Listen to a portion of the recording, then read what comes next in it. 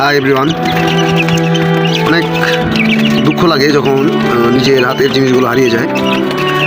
মধ্যে হলো যেমন অনেক কষ্টের পালা মুরগিগুলো ছোটো থেকে যখন বড় করে আসছি, মুরগিগুলো খুব ছোটো ছিল, মোটামুটি খুব ভালো বড় হয়ে আসছে মুরগি। এখানে আমার 9টা মুরগি ছিল টোটাল।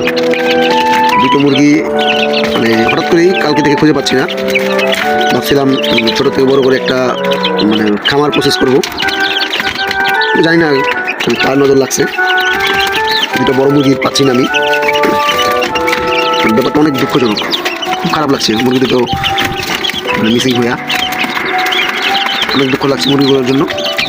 2টো মুরগি খুব বড়ই ছিল, বেশ বড় ছিল। একটা এই প্রজাতির মুরগি আর একটা এই প্রজাতির মুরগি।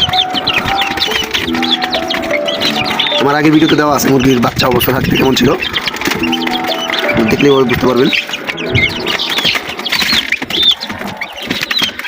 খুব স্যাড, জানি না আগামীতে কী হয়।